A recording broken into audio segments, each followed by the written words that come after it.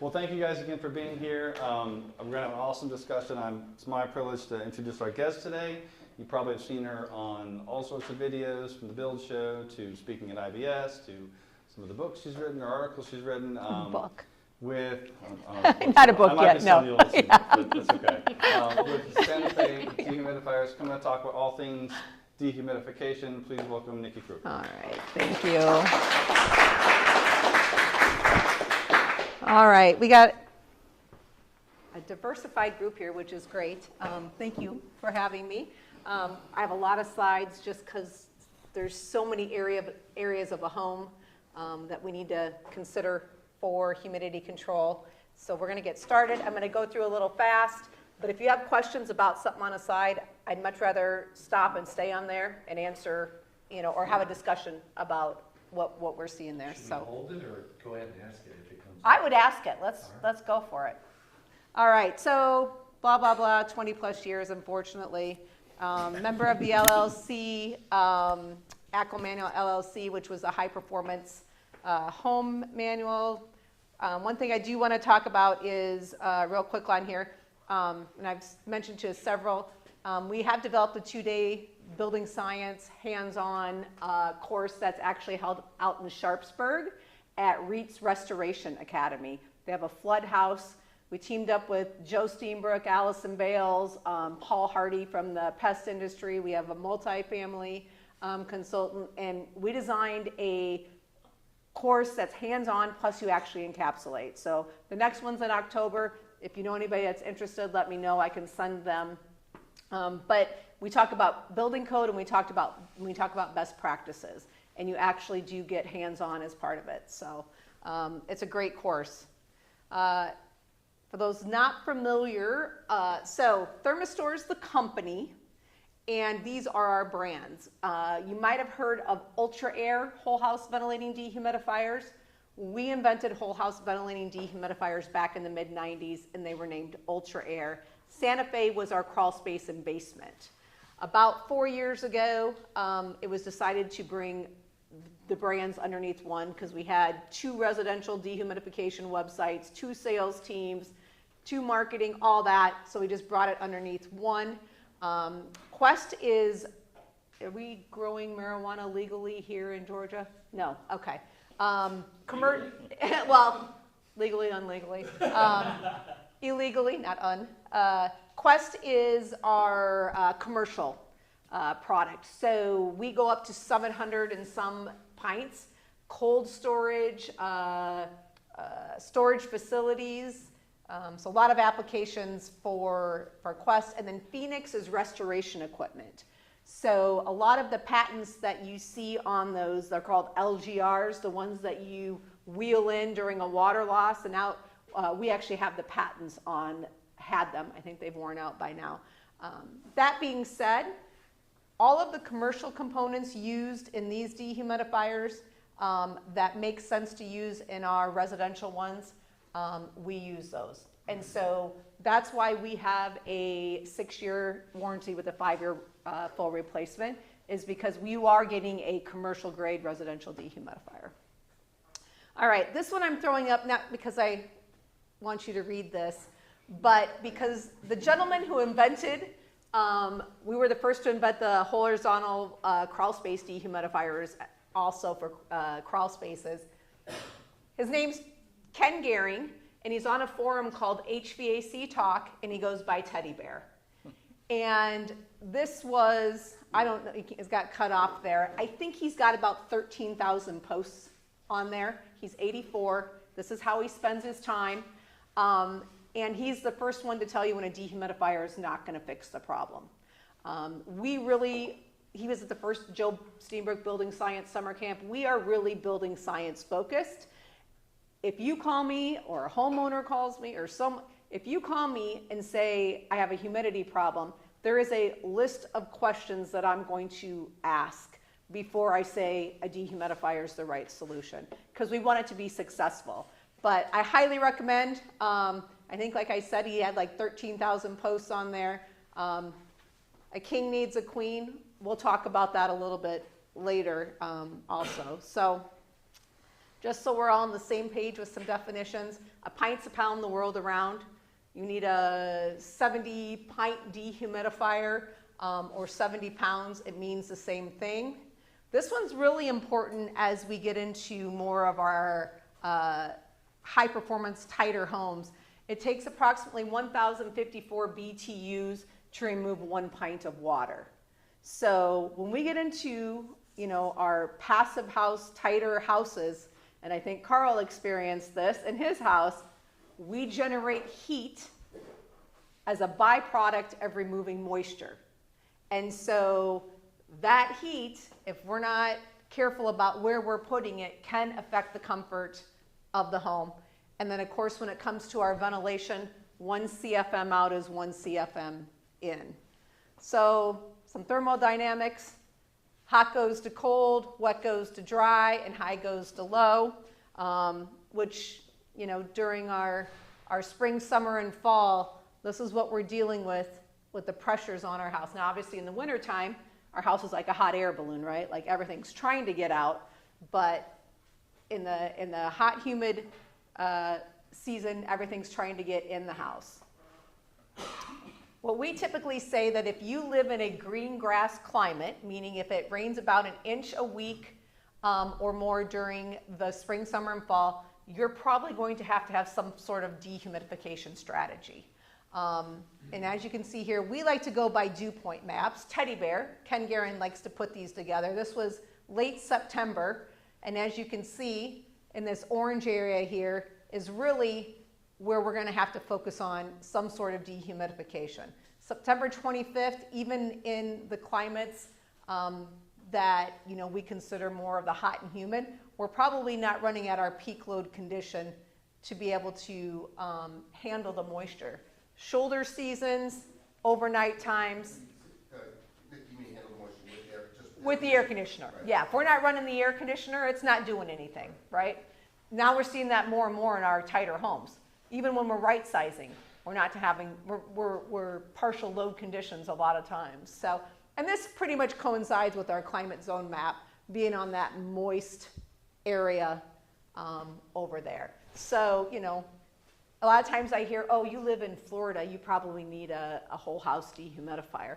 Well, the reality is in, maybe a 1980s, 1990s built home that was probably leakier, we're probably running a fair amount of air conditioning in order to be able to handle the dew points down here. But as we go farther up north, we have 70-degree dew points and probably not hitting the temperature we are in Florida. So again, it's not just a hot, humid climate. It's really all the way up here, all the way over here. How am I going to handle the moisture if I'm not running air conditioning? Whether that's a basement, a crawl space, an attic, that situation. All right, so what are we trying to provide our customers? Comfort, health, property protection. Depending on who your customer is, liability protection, and to do it as energy as efficiently as possible for our homeowners. So what are we asking the HVAC system to do? Because a lot of times homeowners think that's my comfort control center, right? That thermostat that I'm pushing up and down the arrows, it's my comfort control. They're looking at as heating and cooling a lot of the time, but really this is everything that we are trying to achieve with this system. And as soon as the house is uncomfortable, who's the first person that gets the call? The HVAC contractor from the homeowner typically, but then you're going to get the call. So yeah, we're asking our HVAC systems really to achieve a lot to keep our homes comfortable, and we need to think about that more and more. I don't know if any of you have heard of a gentleman named Brian Orr. He's down in Florida. He has a website called HVAC School. He is educating the techs all over the country and advocating that we bring HVAC contractors in very early into our designs of new homes, because they're the ones that are going to get the call when your homeowners aren't comfortable. All right, so we're going to kind of focus on on these today, the cool, dehumidify, ventilate, and as energy efficiently as possible. So I'm just going to throw these all up here because there's a lot of them.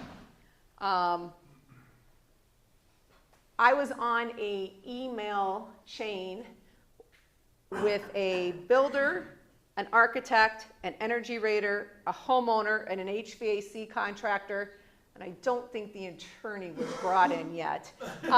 But there was a home, and it was in New Hampshire. It was built very energy efficiently, and they had high moisture issues. And of course, the first thing when you talk about a home having high moisture issues, everybody starts pointing fingers, right? Somebody did something wrong, and it wasn't me.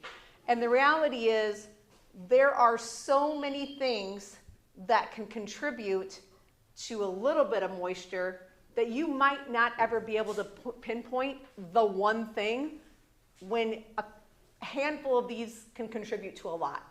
So you're getting a little from all over, it's adding up to a lot, and you might not ever be able to exactly pinpoint where that moisture is coming from. So I think we were able to convince the homeowner that, you know, putting in a dehumidifier and just, they did everything right. You've got a tight envelope, the system was sized correctly, they're ventilating, they did everything right. But when you do all those things, sometimes you're, probably most of the time, depending on where you live, you're going to have to add some sort of dehumidification for when that AC is not running.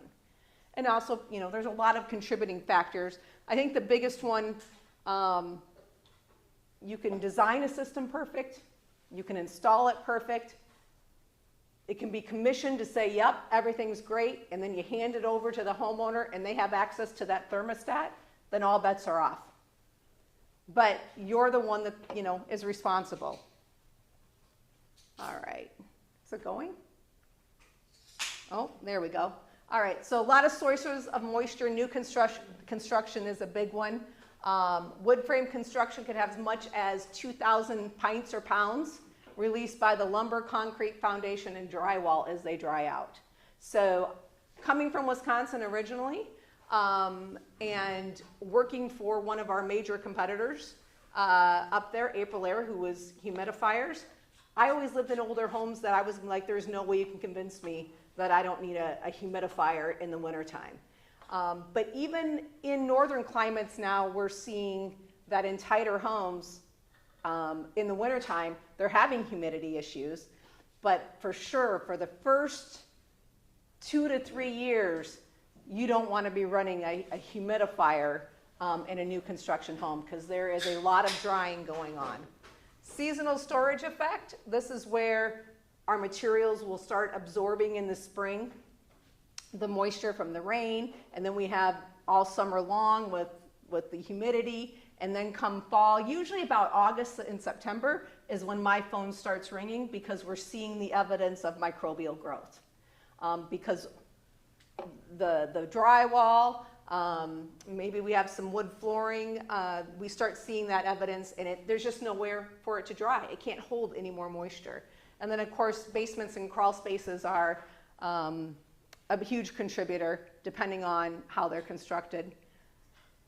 People, about 1/4 pound from breathing and 1/4 pound from activities. So a family of 4 adds about 2 pints or pounds of moisture per hour in a home.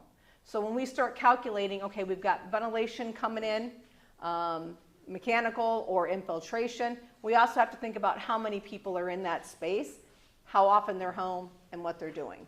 Nikki, I know, jumping ahead a little. Yeah. And we talk about high performance, you know, in passive houses is working its way. Are you all actively testing houses now on, because those bottom 2 on that last slide are going to start going away as we build tighter and tighter. The top one probably stays, and occupant behavior is going to stay. And just wondering where you're, you know, like how much. On the seasonal loading? Yeah, those 2, because that comes from air leakage, and the basement and crawl space moisture comes from air leakage. Like the contribution from those is through air leakage. I think this seasonal storage effect is going to come, whether it's whether it's mechanical ventilation or not. I mean, even if you use an ERV, you're still going to contribute to that moisture load. You're loading up the material. Yep, you're still, By bringing it in. yep, the moisture, something has got to control that moisture. And, you know, the whole, and we'll get into this, but yeah, the whole goal of that air conditioner is to remove water when it's running. But the goal of the energy efficiency is to run that as little as possible. So I don't know, I think we're seeing more and more moisture issues for sure. And I think when the houses are leakier, you run the AC for a long period of time. And we didn't see the moisture issues in older, leakier homes that we do now. Because if you wet and dry, you're okay. But when you're wetting, and there isn't a dedicated drying is where we get into trouble. So yeah, we do a lot with passive house. But yes, I agree that. So homes need dedicated, we talk about indoor air quality and indoor air quality products. We talk about ventilation. That's for our health. The only reason we ventilate is for human health. But when it comes to dehumidification, there's a lot of reasons why we need to dehumidify. We have comfort, we have health, we have property protection, liability protection, and we're seeing more and more of partial and no loads on our homes the tighter we build. Can't control people, and it's the only way to ensure that 50%. And we'll talk a little bit more about that 50%. So just in case you don't know how a dehumidifier works, it is an air conditioner in a box. So the evaporator coil, the condenser coil, the compressor, the fan, everything is in that box. So we do, when you have the outside unit, you're discharging that heat outside. We'll still have the heat in our airstream here when it comes out of the dehumidifier, and we'll talk about how to deal with that a little bit more. But everything's in the box. The difference is our coils, a typical air conditioner, about 59 degrees for that coil to condense and get water out. We're going to get just above freezing. So we are focusing on getting to dew point as fast as possible and lower and removing as much water as energy efficiently as possible. So that's the whole goal of this unit, is just to remove water, and that's why those coils get so cold. Am I on the right? So we talked about mold and all these benefits of having a dehumidifier, and why we've seen, we invented these in the mid-90s. We were the only ones on the market for quite a few years. A lot of people don't know that we actually manufactured Honeywell's units when they first came out with them for 10 years. And then they took them over to China, knocked it off. It's funny because Aprilaire and Therma-Stor, or research products, are located about 2 miles from each other in Madison, Wisconsin. So both of our facilities are in the same area. They came out with a dehumidifier, I think it was the early 2000s, maybe around 2009, 2010 frame. So we kind of established the market, and then others started coming in. And the reason being is everybody's seeing the need for it. Manufacturers don't get into this game unless they actually see a need for it. And I will tell you what, the need has grown significantly, and it's not going to go away. Now, whether it's always going to be a dedicated dehumidifier or, I water furnace back here, gentlemen. I know there's reheat in those, whether it's a reheat system. We are reheat. This is basically a dedicated box of reheat in order to remove that moisture. Whether HVAC manufacturers start putting in more and more, I don't know, but we'll definitely see that probably happen. The challenge is getting the contractors, HVAC contractors, to be able to be educated on those systems and work on those systems and install them correctly is a little bit of a challenge. So our manual J's. Our manual J, when we run those, we are running them for our peak cooling at 75 degrees and 50% relative humidity. So in the IECC code, the energy code, you cannot supposedly fudge your manual J to go below 75 degrees. We all seen it happen. I look at a lot of manual J's. But we are supposed to be designing to 75 degrees and 50% relative humidity. There's comfort reasons for that. There's health reasons for that. That 50% relative humidity is definitely a big health reason during the humid season.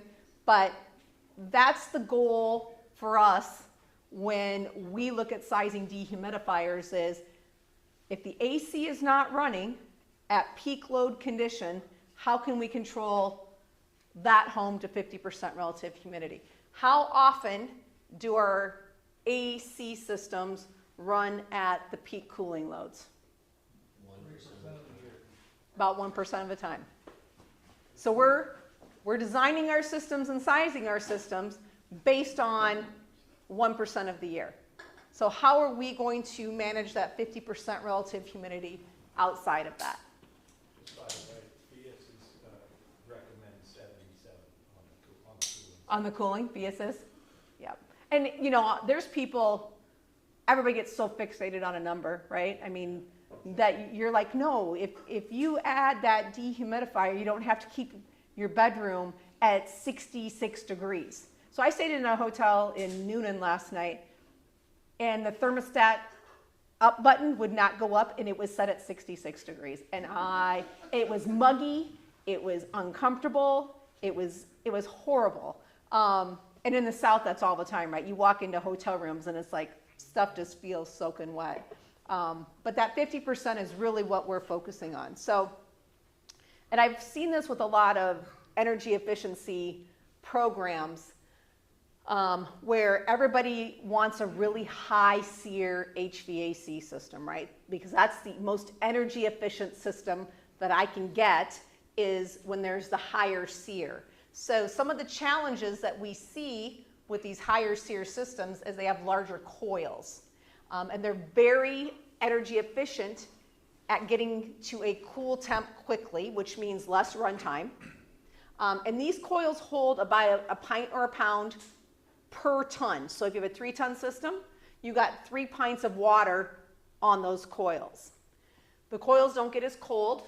You know, I think there is a DOE net zero energy webinar that Ken Gehring did out there where it's titled The Lazy AC. And basically he has said we have made our air conditioners lazy. By not setting those coils down to 49 degrees, we're setting them at 59 degrees. And we're not removing the moisture that we used to. Yep? Does the dehumidification problem get solved by having variable speed equipment? We're going to talk about that because that's a hot topic. The high efficiency, so they used to kind of cheat the SEER by when the compressor would shut off, the fan would run for an extra 1 to 3 minutes. So if you would get credit for evaporative cooling. You don't want evaporative cooling down here because that means all the water on those coils is being blown back into the house. So most systems you can shut that off. Now, I know Carrier was one of the first ones, but I'm pretty sure most of them can be shut off now. But we want to make sure that that's shut off. But when that happens, it can increase the relative humidity by 10%. So basically, everything that you just did to remove that moisture by running the air conditioner, we just re-evaporated back in that house because per ton, there's a pint of water on there that's being re-evaporated back in. The nest feature you have to turn off to keep that from happening. You do? It's Yeah. default built in. And Be great if we HVAC, were dry here. HVAC contractors hate Nest thermostats. So, but homeowners love them. That's the challenge. But yeah, you have to make sure. It's built in. Yep. Okay, so we're going to talk about sensible heat factor here because this is one of the questions that if someone calls me and says, I have a humidity issue, I'm going to ask them what the sensible heat factor is of their AC equipment. And that basically is going to tell me when it's running, how effective is it at removing moisture. And just to show you here, we have got some AC equipment data here. So right here, we've got a 14.5 SEER air conditioner. The sensible heat factor is 0.62. So that means when this system's running, 62% of the BTUs are going to the sensible cooling, and 38% are going to the latent cooling or the water removal. So when this system's running, it's doing a really good job of moving moisture. Here I've got a half-ton mini slit, 33 SEER, 0.96 sensible heat factor. So that means when it's running, 96% of the BTUs are going to cooling and 4 going to water removal. Yep. But The problem is, when I size a system, I have to size it for sensibly.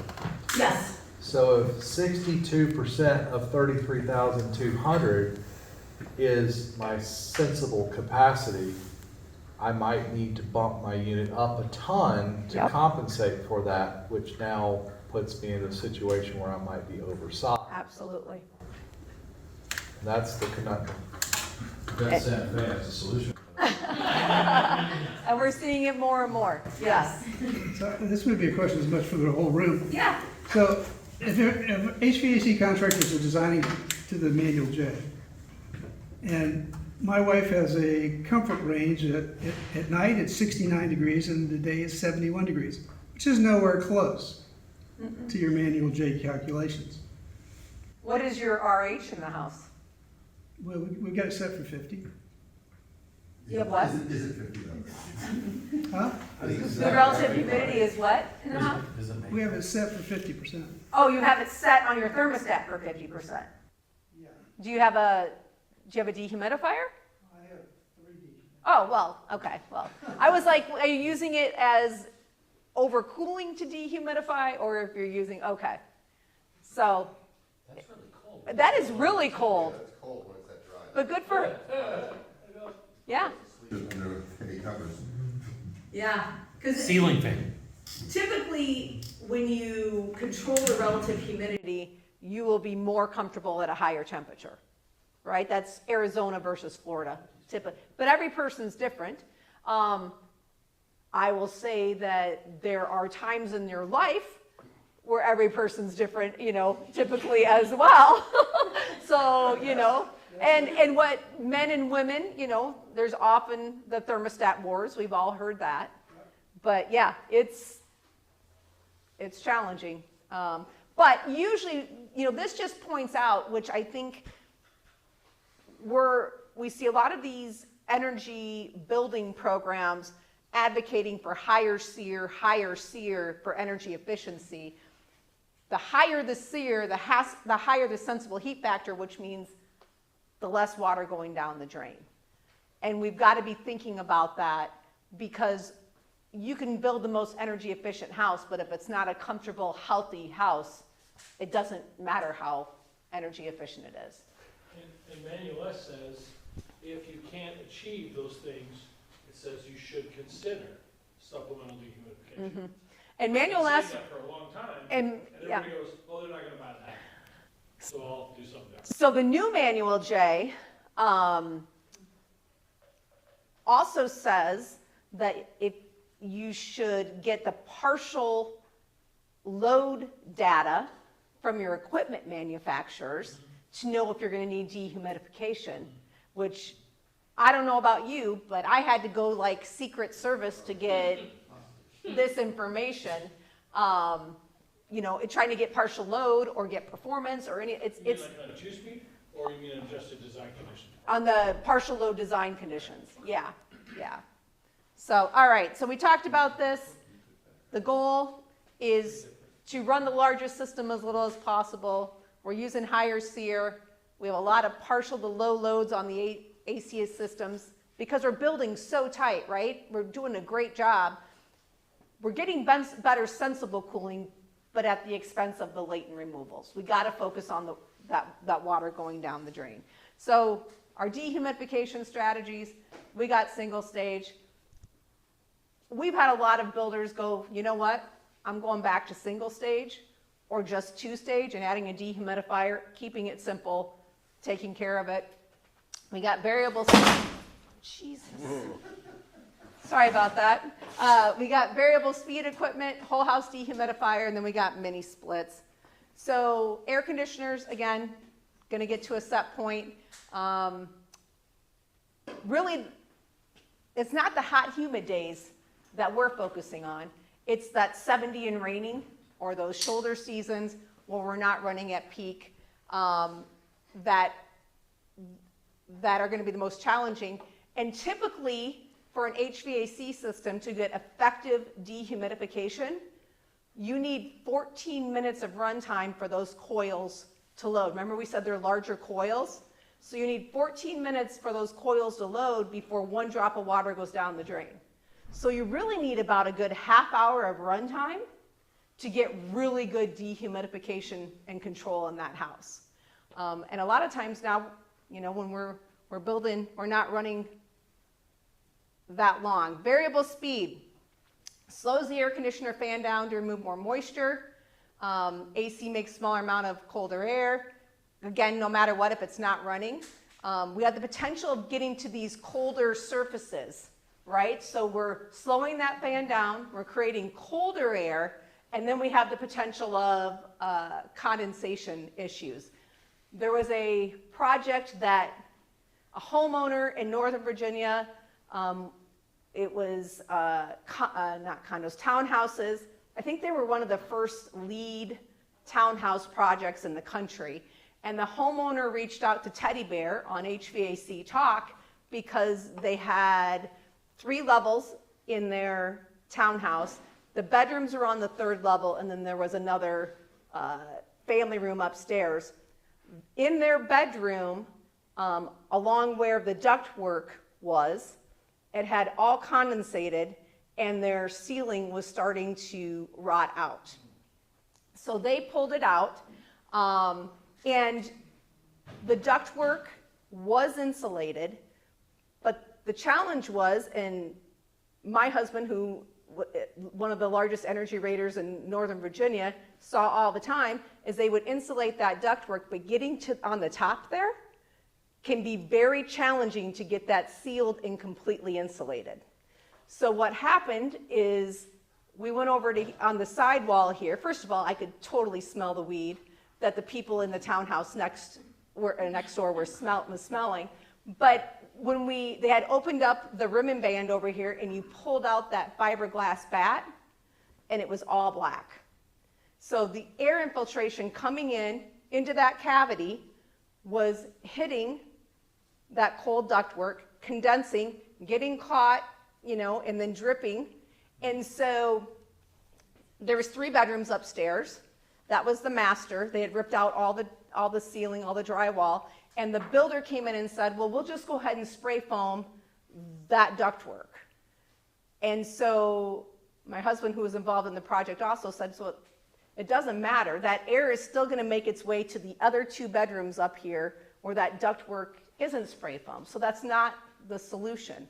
But it's that colder surfaces that, you know, we could potentially create. And then we'll talk about some other things with variable speed. And actually, I'm just going to go to it because we all just already agree. Don't use dehumidification mode on a mini split. It's a timer-based system. Their condensate lines are very tiny. When you hit dry mode, it's just going to run typically based on a timer and create a lot of cold air and not remove any moisture. So small spaces, if we're going to do moisture loading, that's what's going to contribute to that moisture loading, and we're going to see microbial growth typically. So variable capacity equipment, their supply temps are typically higher. Their sensible heat ratios or factors are higher. And no matter what you do, 2/3 of the BTUs are always going to go to cooling and 1/3 to water removal. So if you're trying to use that variable capacity to remove more moisture, you're still creating more cooling than you are water removal. And I'm going to direct, and I don't know, there's probably an email that goes on out after this, but there is an article, and I think I did a a podcast with Brian Orr, and he talks about compressor ratio. And basically one of the ways he describes it is if you take a really wet sponge and you squeeze it, a lot of the water comes out all at once, right? And that's basically when we start our HVAC systems, we're going to load up those coils. As they're getting colder and colder, it's going to remove a lot of water. The closer you get to that temperature, that steady state temperature of where you want to be going through that system, your sponge is still wet, but we're not squeezing any more water out.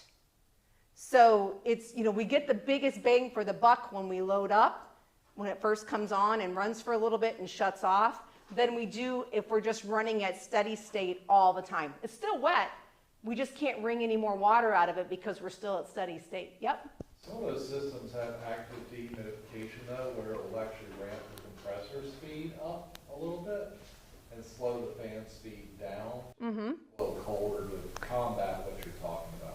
I will direct you to some data from a gentleman named Tim DeStasio in North Carolina, and then actually I just had an HVAC mechanical designer call me last week out of Houston and say, I've been data logging and looking at the data, and those systems are not doing what they're saying they're doing when it's the data that's in the field. So happy to supply links to those data as well, because he's like, did you know this? I'm like, yeah. He's like, I can't believe this. That's just what they tell us. That's what they say. That's what they say. But yeah, I will definitely, to me, it's the data. I'm not going to go, I know how these things work, but having the real world data is what really shows what's going on. I don't know how I'm doing on time here. All right. So a whole house ventilating dehumidifier, if you're not familiar with one, basically we are going to dehumidify the entire home regardless of AC runtime. It's controlled by a dehumidistat or a humidistat, if we want to call it that, and it is going to run this dehumidifier when the relative humidity gets too high in the house. Ideally, we're only using the supply ductwork of this system to distribute that dry air through the house. And so we'll talk about install and how that works. Now, how much dehumidification you might need? Yes? Are we going to talk about the ventilated dehumidifier more later? Yes, we're going to talk about it. Yep, yep. I was given a list of questions by somebody that. Oh boy, okay. So we have got a app. It's really old. We've had it for a long time. Basically, all of the operating systems have said you're old. Maybe you can find you, maybe not. So it's either underneath Ultra Air Psychrometric Calculator, Santa Fe Psychrometric Calculator, and it's going to be an old school Santa Fe logo that has like rays, or you might find it underneath Phoenix Psychrometric Calculator. The colors in the logo are going to be different. That's the only thing. All of this is the same. How you use this is the inlet is going to be what the conditions are outside. So what's going on outside? The outlet is going to be what do I want it to be in the house. So here I said the inlet's 85 degrees.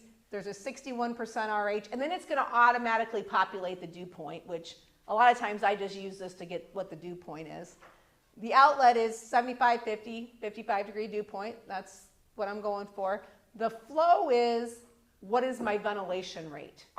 Or maybe if you're not running mechanical ventilation and you do a blower door test, you can see what your what's the infiltration rate I have. Based on that, it's going to tell you how many pints of water removal you need a day. Or you can switch it, and this little I, you can switch it to pounds per hour. So just based on your ventilation or your infiltration, this is going to tell us how much dehumidification we need, which is really important because then that is going to help us determine what is our dehumidification strategy, right? So if we're not running at peak load, 85 degrees out, tighter home, we're getting to that thermostat setting quicker in a tighter home, which, to be honest with you, Code-built homes now are becoming pretty high-performance tight homes. We don't have to go, all the way to the extreme of passive house anymore to get a pretty tight home. You're going to get to that thermostat set point faster, and your house is going to hold that set point for a lot longer also. So, 85 could very much be, partial load to low load for quite a while. But this is just based on ventilation, and then depending on how many people in the house, we could add that to this number to try to get really how much dehumidification I need. Can you oversize a dehumidifier? Yes, you can. Yep. We are, just like an air conditioner, we want longer run times. Instead of start and stop it, we have to load those coils up. Now, they're smaller coils and very energy efficient, but we want to load those coils up and get longer run times. So I always say we've got some literature here that gives you performance data. If you're kind of on the edge, I would always size up because you don't want a homeowner to pay for something that isn't doing what we said. We'd rather have a little bit more capacity than we need. Because we don't know all the factors. We don't know exactly everything that's going to contribute to the moisture in that house. So it's always better to have a little more. This is extremely important to understand when it comes to sizing dehumidifiers and really knowing what you're getting. So up until 2019, the DOE had us testing our dehumidifiers at 80 degrees and 60% relative humidity in order to get what our capacity was. So this whole home unit and this crawl space unit, 70 pints each, and at 80 degrees and 60% relative humidity, we would be at 70 pints. And then in 2019, the DOE said, well, maybe indoor pool conditions aren't what we should be using for residential homes. So they changed the testing conditions for whole house dehumidifiers to 73 degrees and 60% relative humidity, so more realistic to our homes. And then for the standalone or portable units, they changed it to 65 degrees and 60% relative humidity. So basements, crawl spaces, those conditions below the house are probably going to be cooler than what's in our living space. So what does this do? 73 and 60, a whole house unit goes from 70 pints to 55 pints. So as soon as you lower the temperature of the air, the capacity of that dehumidifier goes down. So you're not getting 70 pints. And then a crawl space basement unit at 65-60, that 70 pint unit goes down to 40 pints.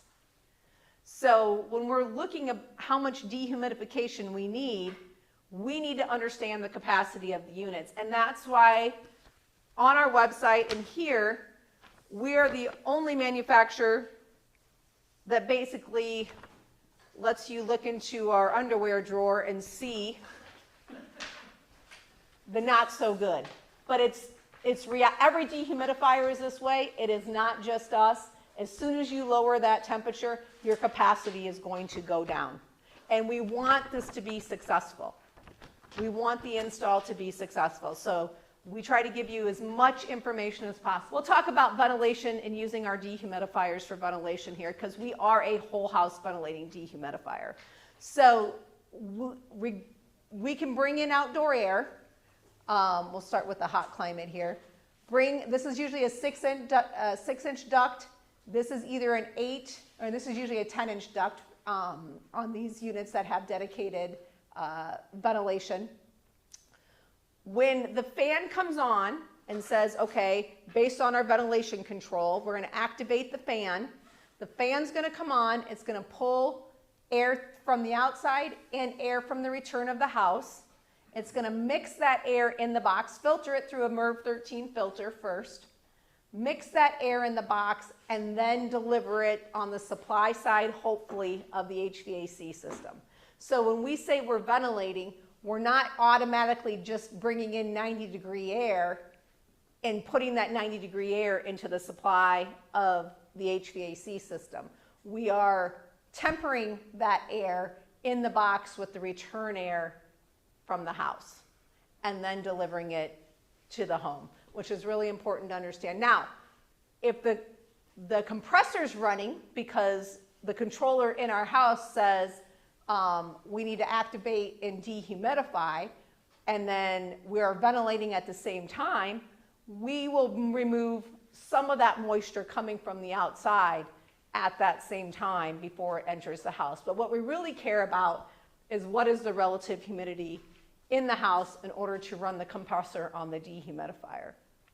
Because it could be, 90 degrees out at 3 o'clock and your air conditioner's already going full force, and we're going to bring in outdoor air. We might not need the dehumidifier because the air conditioner is doing a really good job of dehumidifying. And that's where it comes in that AC is king and dehumidification is queen, right? We want that air conditioner set up to remove the most amount of moisture it can when it's running. So AC is king. Teddy Bear says when the king's sleeping, that's when the dehumidifier becomes the queen and will take over that water removal. Nikki, so when you have a controller that runs this thing, it's the controller does the controller sense the humidity in the house as opposed to in the unit? Yes, yes. We usually, like a lot of thermostats now, will have relative humidity control on it. And they connect to this. And they can connect to this. Now, a lot of the thermostats don't have where you get multiple options of IAQ products. So it might not have ventilation and dehumidification. But we have it's called a smart air power damper, because you're usually going to use a power damper on this to open when it's ventilation time. So we have a smart air power damper that you can work in all the ventilation logic. You can just 62.2. It'll have lockouts if you want it, too hot, too cold, and that can just run the ventilation. And then, or we have a controller, our own separate controller that has ventilation and RH that will do both. So, and I think that's one of the a really good point, because a lot of times people say, well, I don't want to bring in 90-degree air to my house, so I want to lock out, right? If it's too hot, I don't want to ventilate. If it's too cold, I don't want to ventilate. To me, you ventilate because people are in the house and you need fresh air, or outdoor air, not fresh air, outdoor air, because we don't know how fresh it is.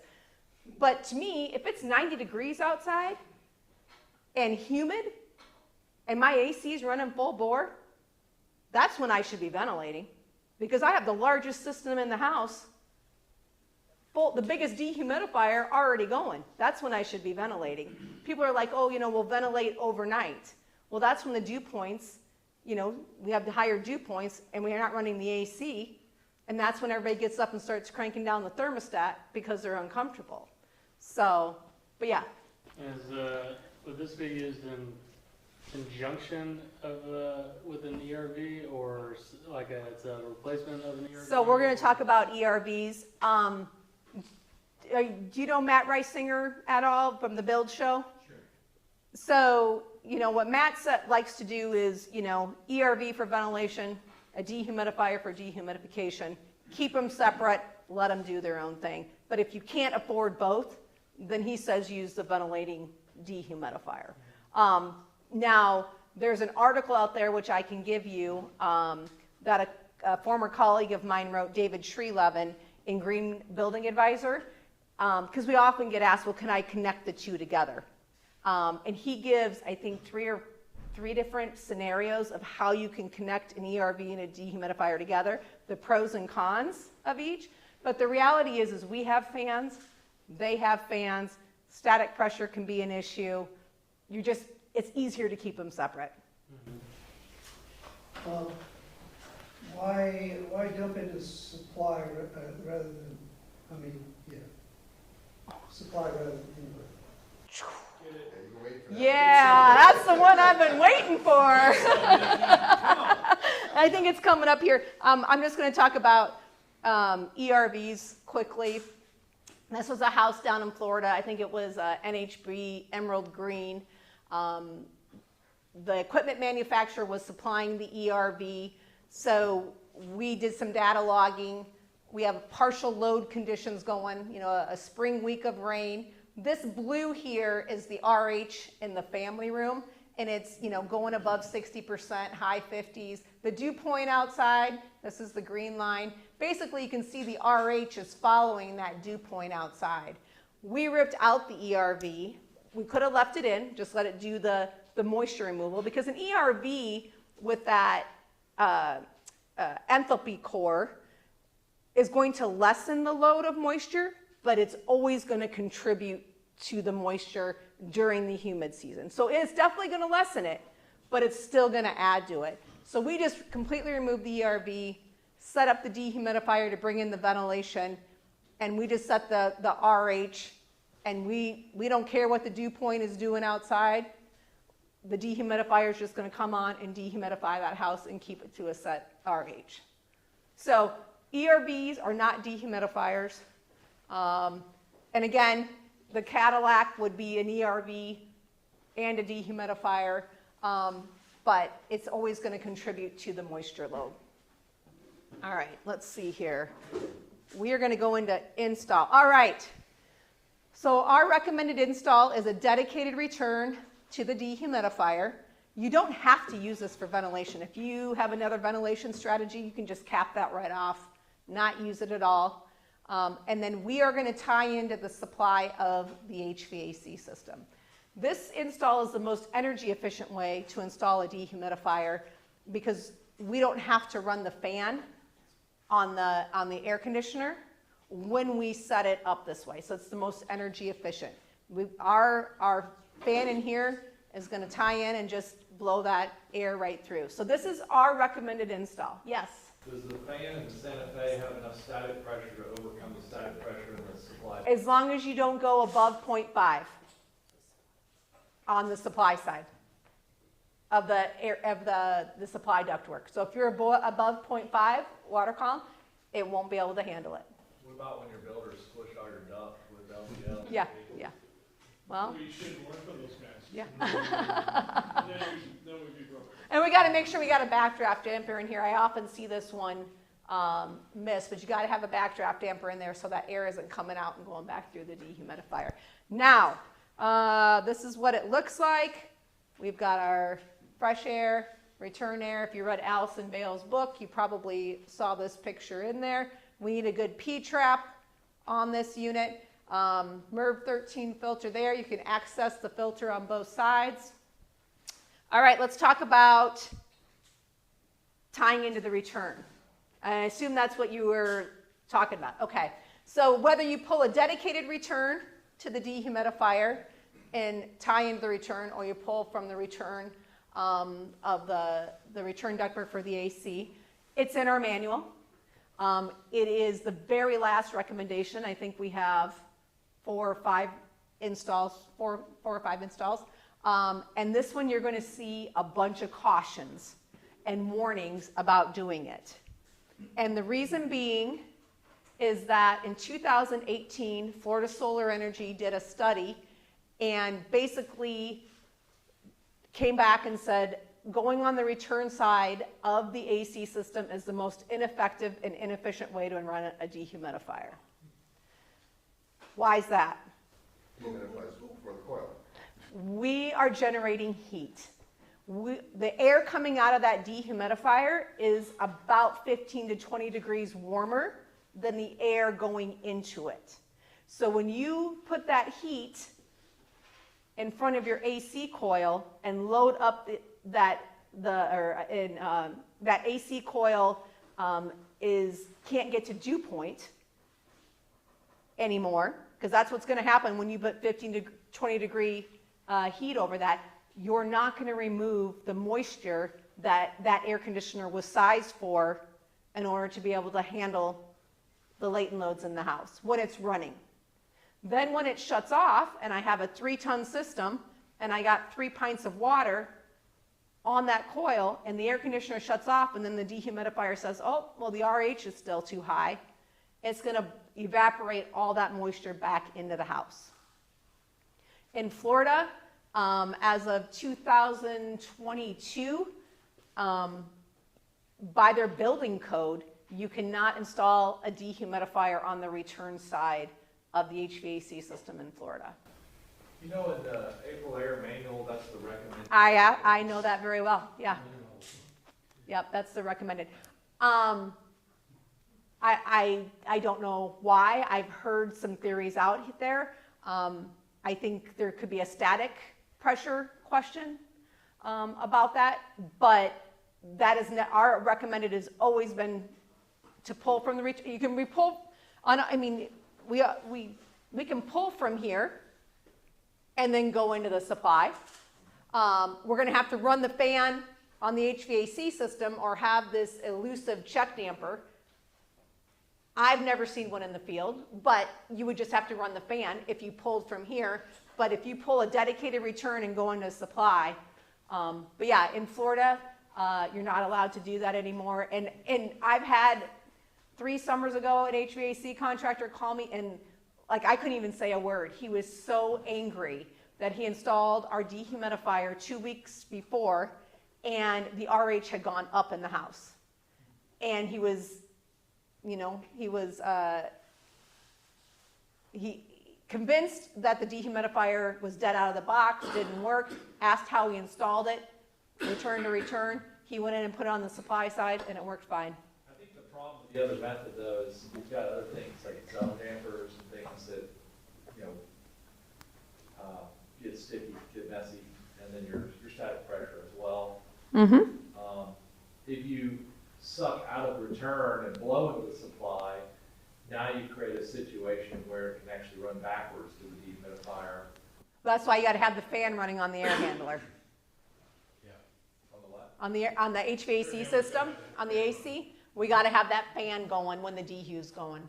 Right, and now they're competing against one another for static because the fan could technically suck.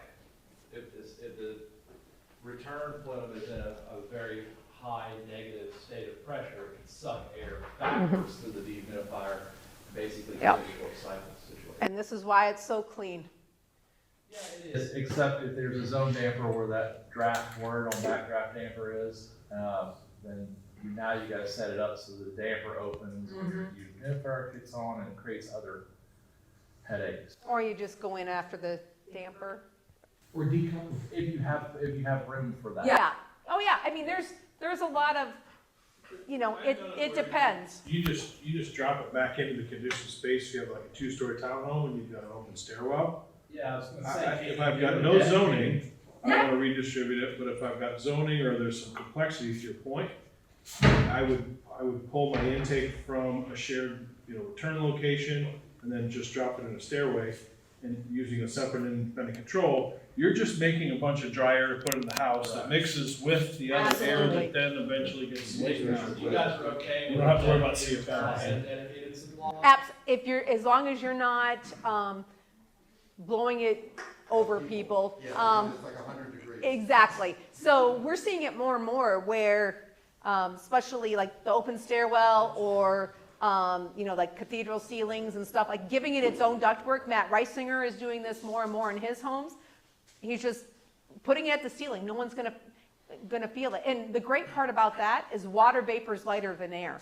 So the RH here on the floor is always going to be lower than the RH at the ceiling because that's where all the water vapor is going. So here's what'll happen next. A home inspector will come in and shoot it with a little laser beam and say, that's not working. Well, it's going to be much drier up there. We've got a home inspector in here. It's supposed to be air conditioning on. Yeah. Yeah. It's going to mix though fairly well. I mean, hot and cold, wet to dry, it'll mix. But yeah, that is like the cleanest way to do it. And then you don't have to worry about static. So Nikki, a home with a dehumidifier is going to take longer to cool down than one without because you're mixing the warmer air from the dehumidifier in the supply. So you're looking at, like that unit right there is 100 with, if I had some static on it, let's say 135 CFM. The amount of air going in at that temperature is pretty low. We just got to make sure that our duct design doesn't have the first supply duct right over the lazy boy in the living room, right? There's duct design. Most of the time, unless you're in a higher, like passive house, as long as we get our duct design right and get mixing. And so what I say, especially in high performance homes, is run the dehumidifier and the fan on the HVAC system at the same time. You're going to get better mixing in that supply, better filtration, all of that. You know, because a lot of times we're seeing more and more a lot of these high efficiency air cleaners being added onto HVAC systems, right? And we're running those, you know, fan all the time in the spring, summer, and fall on our HVAC system. Well, what does that do to the water on the coils? Evaporates all that water on those coils back into the living space. So the dehumidifier helps with that. That's one of the things that, you know, people call and say the humidity's high. Are you running continuous fan? Well, yeah, I have a high efficiency air cleaner because we have allergies. Well, shut that off. Well, I'm not going to shut that off. I just paid $2,000 to have it installed. So the dehumidifier will help with that. But it's also one of those things too that we might have to activate that fan, even if it's on low speed, just to help mix that air a little bit more. It all depends on what the duct layout is and that sort of thing. Typically, we don't see any issues until we get into these tight homes. Somebody made a dehumidifier, it was either Ultra Air or Santa Fe, I can't remember, that had a outdoor condenser. Oh, yes. Do they still make it? The SD12. It was Ultra Air, which was us, right? Ultra Air and Santa Fe are the same company now. Yeah. Yes, we made it. Of course, you know, we hardly had any sales of it, but as soon as we discontinued it, everybody's like, ah, what are you doing? It's like, well, nobody's buying it, you know, but it is great because it discharged the heat from the dehumidifier outside. So you had a 1-ton unit outside, and then it tied in, but it was 180 pints. So it was a girthy girl. It was, and so it was big. I would love for us to relook at it and bring it back in smaller sizes, if possible. We'll see if that happens. But yeah, it was a great unit. I just spoke in Houston last weekend, and that's one of the questions. I get it every single time. So up north, in really tight, like passive houses and stuff like that, they were using that for dehumidification and cooling because they didn't need a lot of cooling. So they were just getting that by. Now the challenge was they needed a lot more dehumidification in the shoulder seasons and not the cooling. But now that they were getting cooling as a byproduct, because up, you know, in the shoulder seasons, when you start. It's like running mini splits in the dehumidification mode, which is like 55 degrees. Yeah. See, in that case, like when you're running it in a cooling climate, you have to recool. In that case, you have to reheat. Yeah. Exactly. So, all right. We have a in-wall dehumidifier. This is a house in Texas. I think it was actually a passive house. No duct work. We have an in-wall unit. Oh yeah, you had a question. Sorry. Yeah, sorry. So going back to, you know, running the air handler. Yeah. What are the controls? So on our DH3000 controller, you can interlock those two. And I think with some relays, you can do it as well. Okay. So there's no control, that you can send a wire from this to the air handler to kick on the blower? Yeah, from our controller, the terminal block would go to a controller, the DH3000, and that DH3000 then would go to the air handler or the fan on the air conditioner to run. So it does lock you into using our controller then in order to be able to do that. For that. You still have the standard, whatever your existing thermostat? The thermostat, yep. So you would have your thermostat and then the RH ventilation and then that fan controller would be on there that you could do that. So for a retrofit situation, and I can't run a wire through the wall upstairs and put on a house, that's what I like about the April Air is that it's got the controller built onto the unit. It samples the air and it monitors humidity at the unit itself. Do y'all have anything like that? So it's sensing it's sensing the RH The air sucked through the unit. here. Yeah. And this is located in an attic or a crawl space that have completely separate conditions than my house.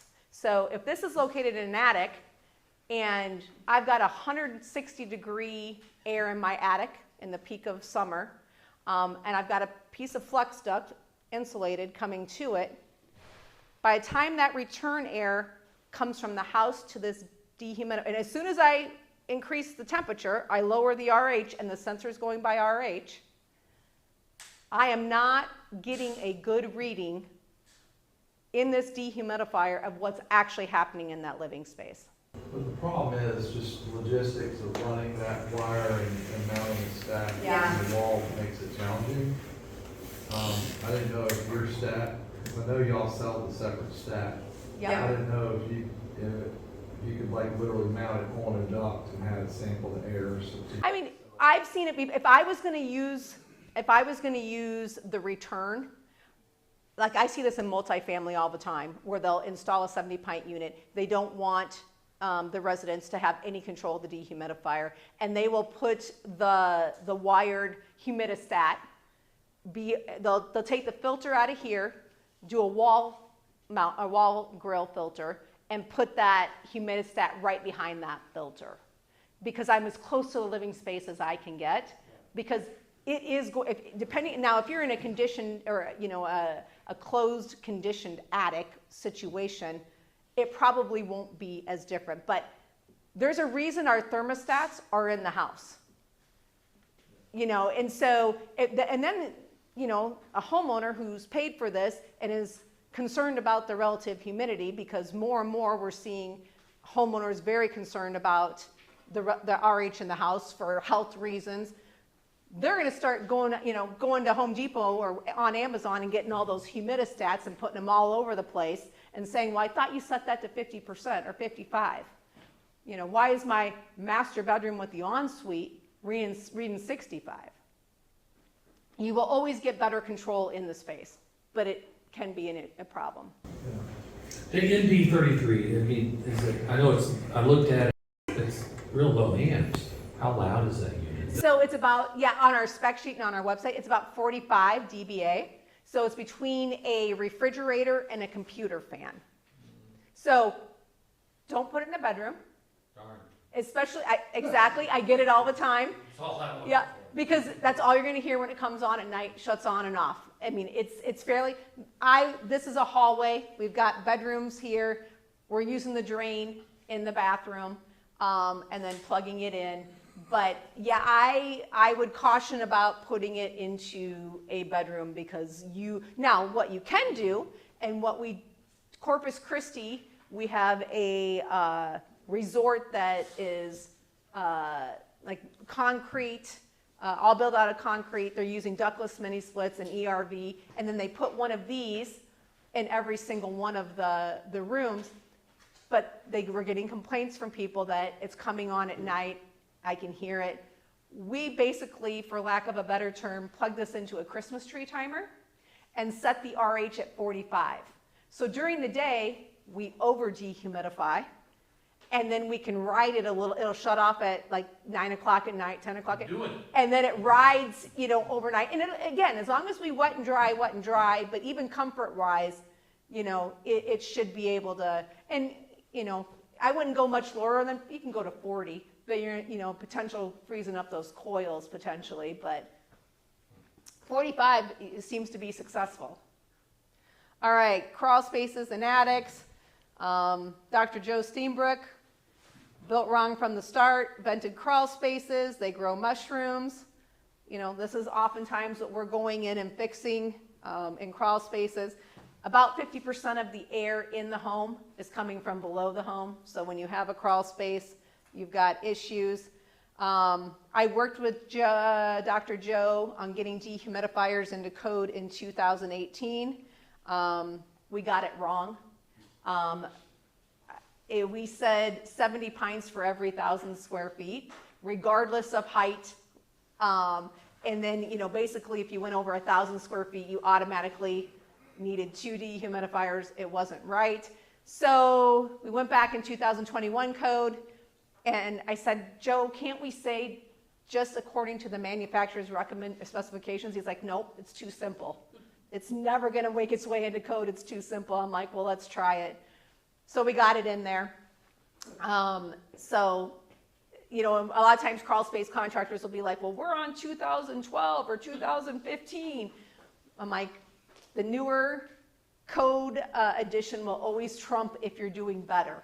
It can't penalize you for doing worse. So you can use the 2021, although your area is on 2012, because it's saying that you're doing better. But one of the issues, you know, that I'm seeing more and more of is using supply, which meets code in crawl spaces. So basically taking some of that supply air, putting it into the crawl space.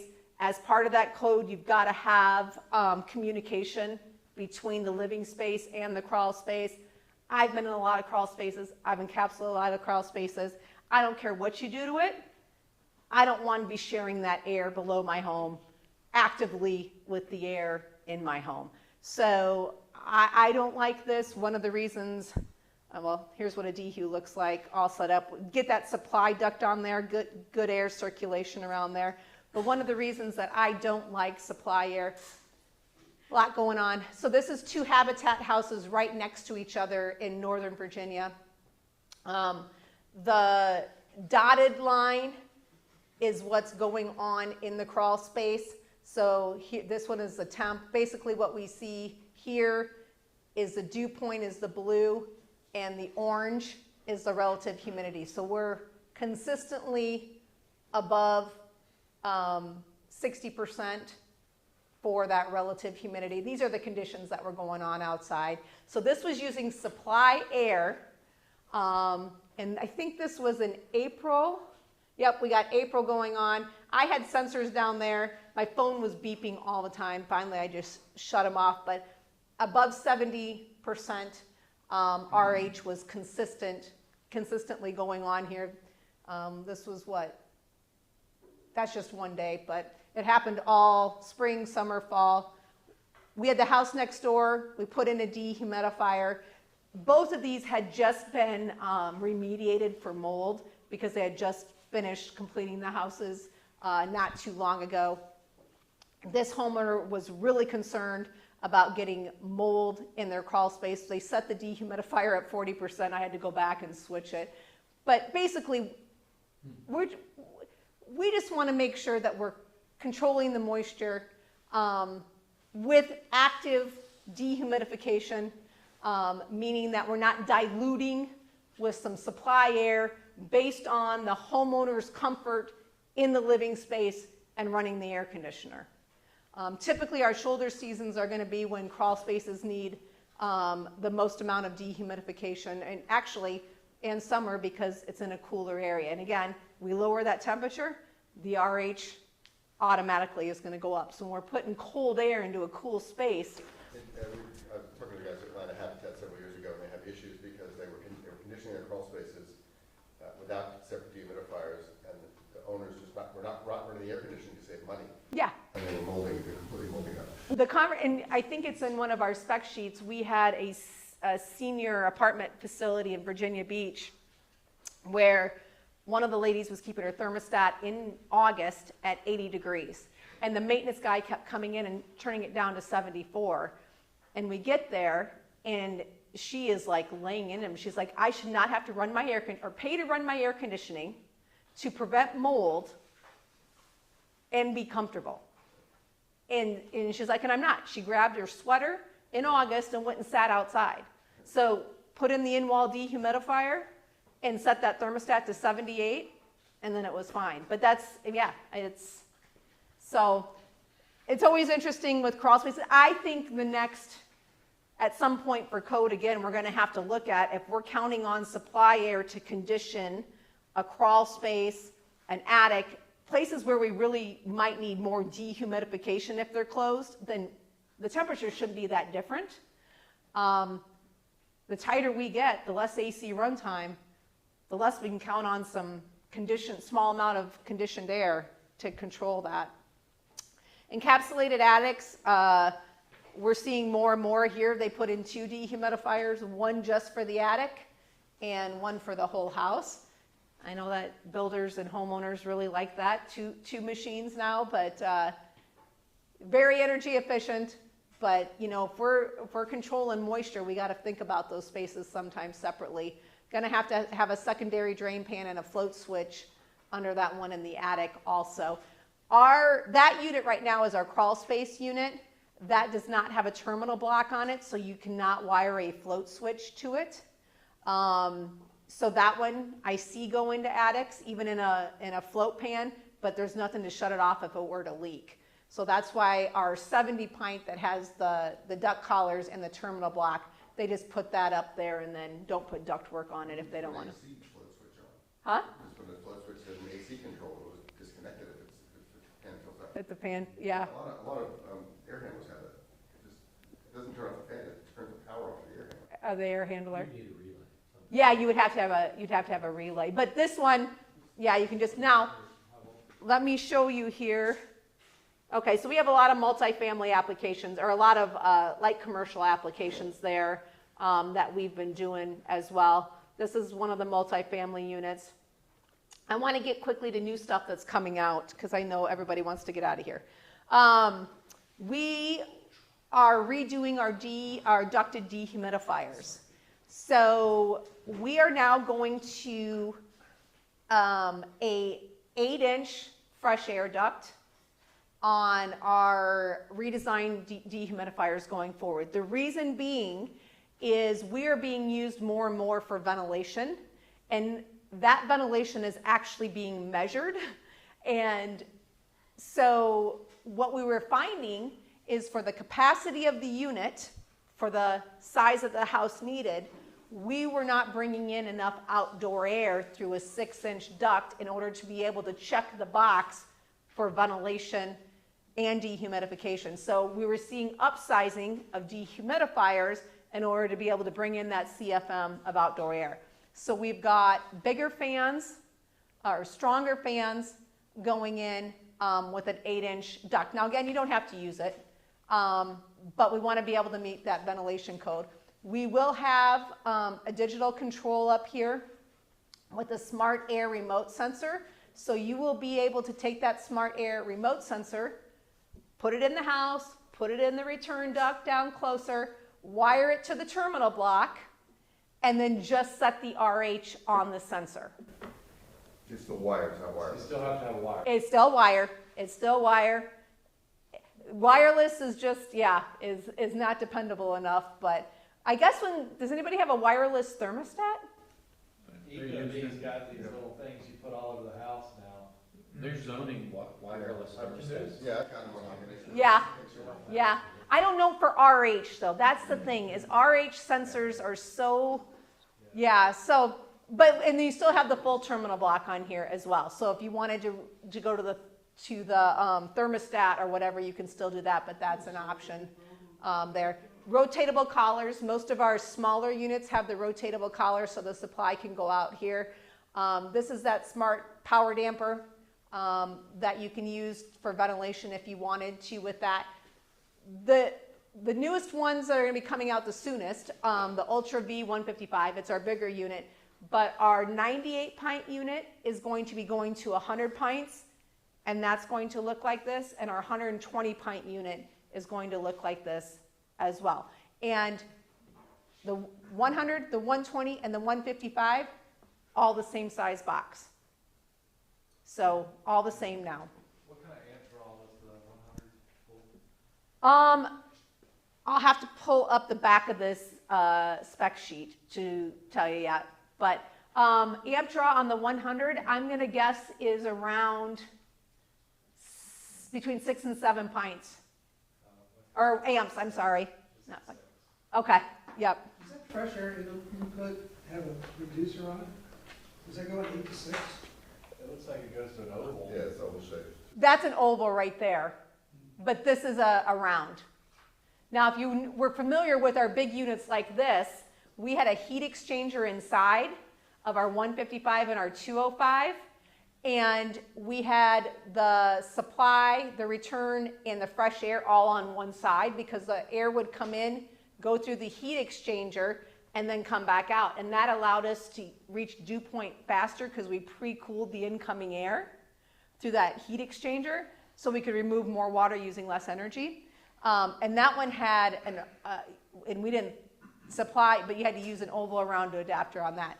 We're using a new patented 3-coil system on our units, bigger units, and so we pre-cool with that first coil now with the refrigeration. So the 205, that's what the 205 looks like. Again, it's an 8-inch duct. And then our new crawl space unit, we had the Advance 90 out there. It had dual exhaust, and we discontinued that unit, and the industry went into an uproar. Everybody loved having a supply on each side of the unit. So we brought it back, and we got digital controls. This one has a built-in P-trap, so we don't have to raise the unit anymore to have an external P-trap on the unit, digital controls. This one, the remote sensor, so if you want to put this by the crawl space door, plug it in, run your ductwork down there so we can get good airflow, and then put that remote air sensor in the farthest corner of the crawl space, and then it'll run the dehumidifier based on where you think might maybe the most humid area of that crawl space is. Now this one, you would be able to use as a standalone in an attic because it now has the terminal block on it that we can wire a float switch to as well. And it has, I'm going to guess this built-in, and it has another port for a float switch. So you can put a float switch on this unit and wire it directly to the terminal block. So if this unit were to start leaking, it would automatically then shut off this unit on it. And I think, whoops. Yep, and this one has a built-in float switch as well. So you can just turn that right into there and then wire it to the unit. These aren't out yet? This one will probably be out late summer. This one, I'm guessing, will be out very soon because we are out of the current stock of this one. And then this one, I think, is going to be midsummer. Where's it all made? Madison, Wisconsin. Where did it go? Yeah. Well, until we get a compressor manufacturer building factories here. So, yeah, unfortunately. We have a contractor portal. You don't have to be a contractor. You can register on there, and then we've got all kinds of trainings, webinars. If you're an HVAC contractor looking for a distributor, we have a distributor locator in there as well. So lots of, more technical information in that contractor portal. And that's it. Awesome. Yes. Question from the internet. So when you're working on balanced ventilation, and you've got the ventilating dehumidifier, like how do you accommodate passive house rate that balanced ventilation? Yeah, so we call that poor man's balanced ventilation. So what we're going to try to do is connect the dehumidifier to the bath fan. And the challenge with that is we can more easily do it going one way. So the bath fan comes on, okay, we're going to activate the fan on the dehumidifier. The challenge is having it go back the other way. The fan from the dehumidifier comes on, now we're going to activate the bath fan. We've had projects do it. It just gets more technical, but I've got a diagram that shows how to do it. But is that power actuated or pressure actuated? it would be power. Yeah, it would be power. And that's the challenge too, is making sure, I can understand how for our ventilation, our mechanical ventilation, that it is balanced. And if you're in a hot, humid climate, you don't necessarily want balance. You still want more positive, right? We want that positive pressure. But the reality is that house is not balanced, right? We got kitchen hoods, maybe, in a passive house. We've got a dryer. We've got wind outside. I know we're airtight, but we're still not a Yeti cooler. But the pressures in our house are going to typically go more negative. And so, you know, we are more of that supply trying to make it up. But there are ways to try to achieve it. It just becomes more technical, electrical engineer kind of stuff. Even fireplace flues don't seal when Nope. not in use. No. So even if you slightly pressurize your house. It's really hard to put a positive pressure on a house. I mean, but our systems kind of do that supply, trying to get more to a positive pressure. So you mentioned the kitchen exhaust ventilation, so when that kicks on, can this provide enough? No, it cannot. No, not usually. And yeah, there's a lot of talks out there. I mean, we've had that before, building code says I need to bring in, 400 CFM of makeup air. You're not going to get that. The amount of ventilation that you can get from these units for ventilation is up to 1/3 of the total CFM of the unit.